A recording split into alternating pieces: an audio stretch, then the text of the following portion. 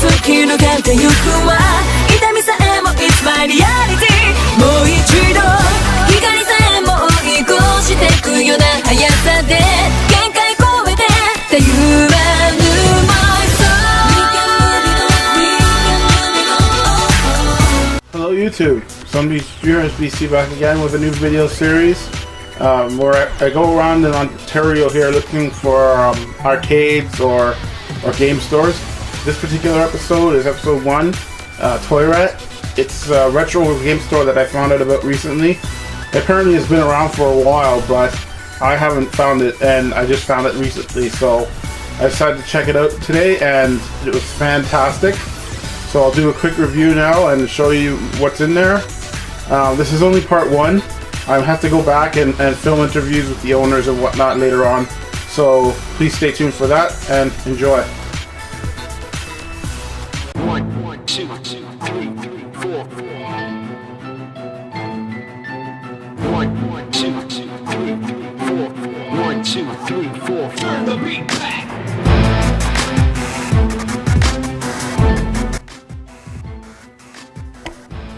So immediately to the left of walking in, I see a bunch of Nintendos and stuff on the wall.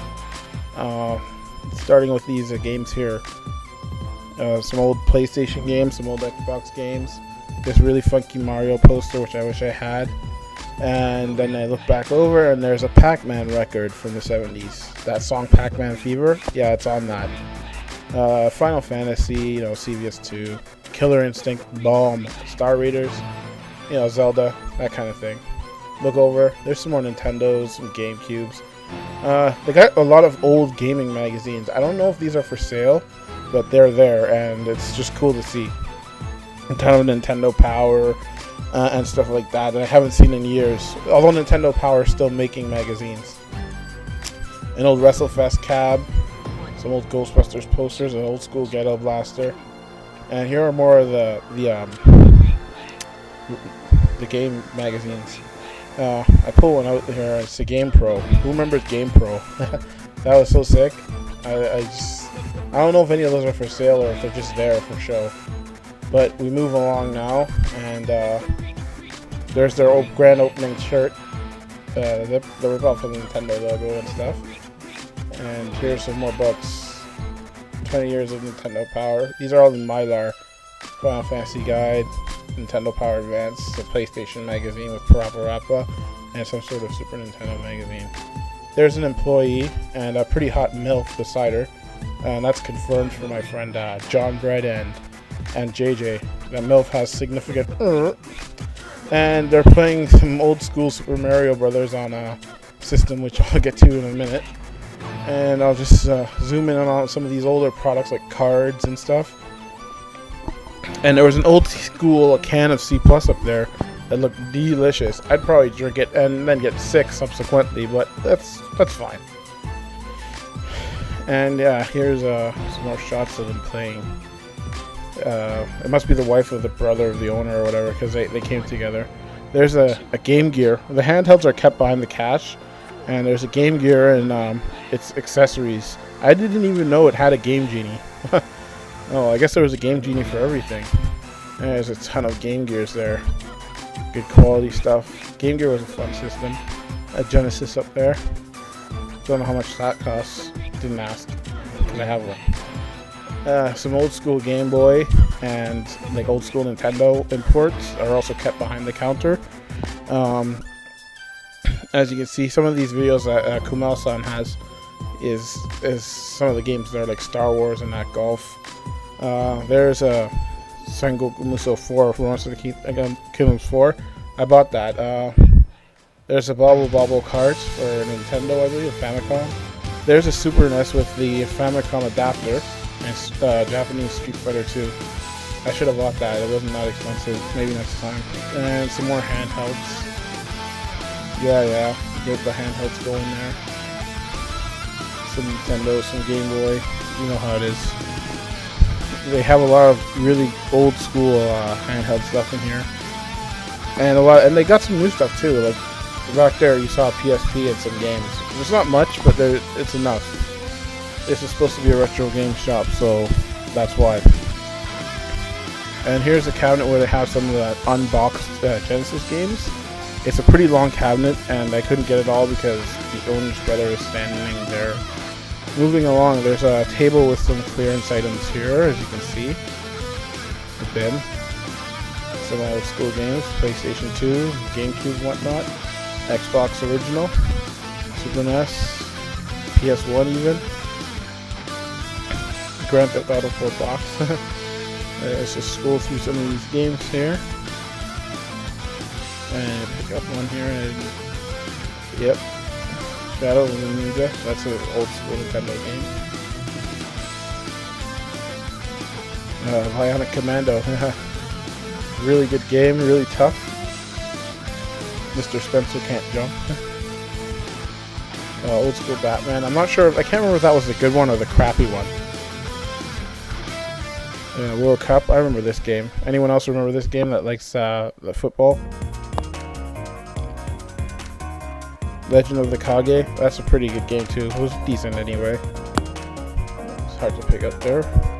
Scroll through some of these PS1 games. And here we have Rebel Assault 2, one of the first games I had on PlayStation. And I couldn't play the second disc because my first generation PlayStation wouldn't play 2 discs games. Sad days ahead. I've quickly replaced it when it became standard to Soul of the Samurai. I also had this. I don't know where my copy's gone, but I might have to buy this one. Who knows?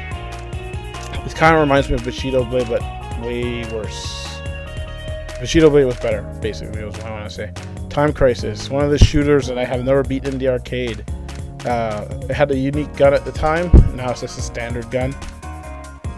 And I'll just move along here and pick up this Final Fantasy VIII. I checked this one out. I opened it and stuff. It was in mint condition. $30 is a pretty decent price for a mint condition. Moving along to the Genesis side. Revenge of Shinobi. Yes. Very good game. Tailspin. Any Disney fans remember that? Pretty cool. NBA Jam. TE. Everyone remembers NBA Jam, I think. Showtime, or whatever he said. Mortal Kombat 1 on Genesis.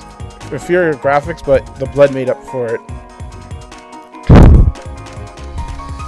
Just fingering along here.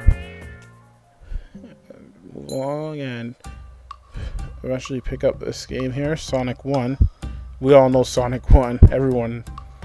I have this game already, otherwise I would have bought that because with the box and whatnot, but I have one with the box. It's not that hard to find, but it's, you know, it's nice to have. This game I got when I was turning 13 or 14 for a birthday gift. Street Fighter. And then Samurai Showdown 1. This was hard to find for me around here. I should have bought this. It'll probably still be there when I get back, so I'll probably end up buying that one pretty soon. And there's some open games there. I didn't really take a closer look. And there's the system I was talking about they were playing on, the FC Twin. Anyone remember this thing? It played two kinds of games, Super NES and Nintendo, but it wasn't very popular because, you know, Nintendo games were coded, so they couldn't play a lot of games. So, yeah. Anyone remember these little handhelds? I thought these were the coolest shit around at the time, man.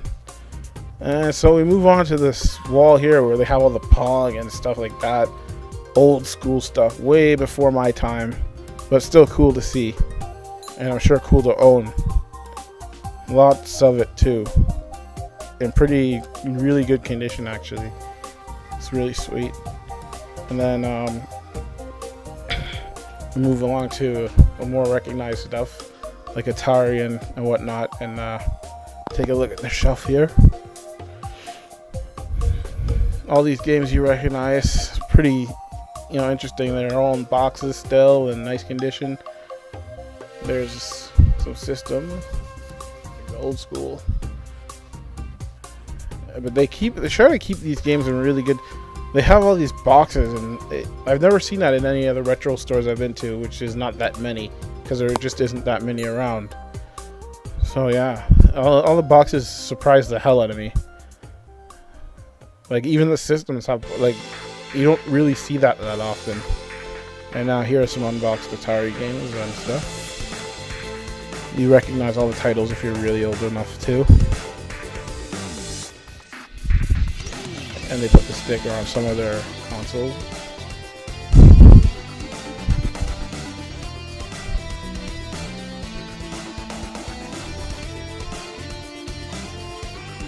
more Atari. ColecoVision and Atari were the first things. They try to keep it in order when you walk into the back area of systems by generation. And yeah, so Pong was first, ColecoVision and stuff, Atari.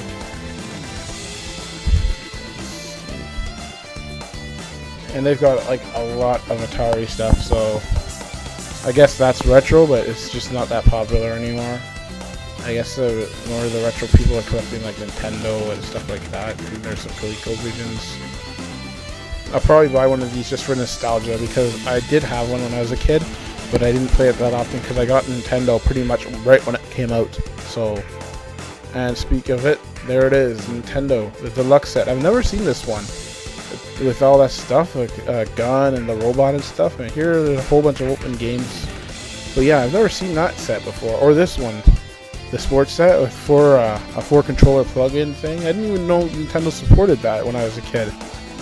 And they've got an extensive collection of games here, open, and they have some box too. There's a Power Glove, there's that robot, which name I forgot right now.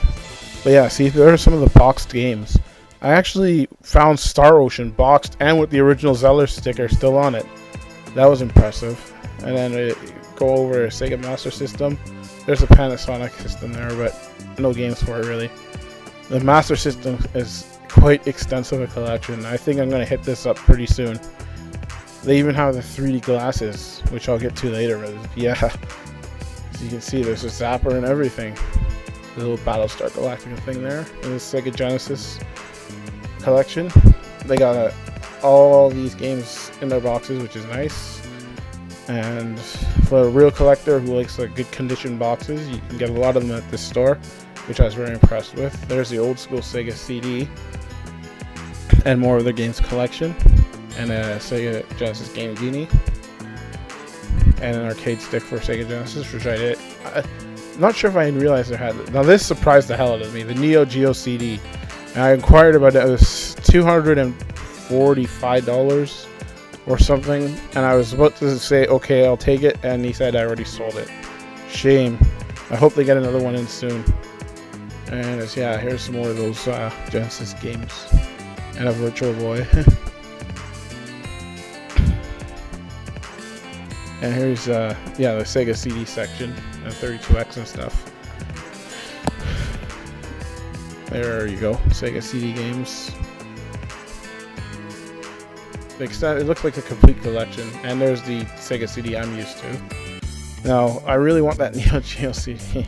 The Super Scope for Nintendo, Super Nintendo, man. That was sweet. I don't know anyone who had it as a kid. If you do, leave a comment. And there it is, outside of its box, and they have one boxed. And a quite, decent collection of Super Nintendo games. And here's a Saturn collection. It's not as big as I hoped. I was looking for a certain game there that I didn't find, so I have to try and find it online. But it's a decent collection. And then with the Panasonic stuff, TurboGrafx rather. Sorry, this is TurboGrafx CD. And yeah, there's a handheld TurboGrafx thingy. I don't remember what it was called. And the standard Nintendo 64, you guys all know what that's about. You're all old enough now. Even the little kids who might be watching this. And here we have some interesting goods. But first I'll get to this Jaguar. Some Jaguar stuff, which is rare because who has one? Who had one? Scroll, pan up, there's the box. Original TurboGrafx 16. And that robot for Nintendo, and that other robot which I recognize, but I don't remember what from. Here we have some interesting stuff, as I said, some MVS cards from the Neo Geo. Here's the King of Fighters 2002, one of the better KOF games out there. At least it's fun. And I can't remember how much this was. I should have bought it anyway, even though I don't have an MVS right now. I should have bought one before when I could have got it for $600, but I turned it down. And then we scroll and look at these other games here. Top Players Golf. And this is continued in part 2.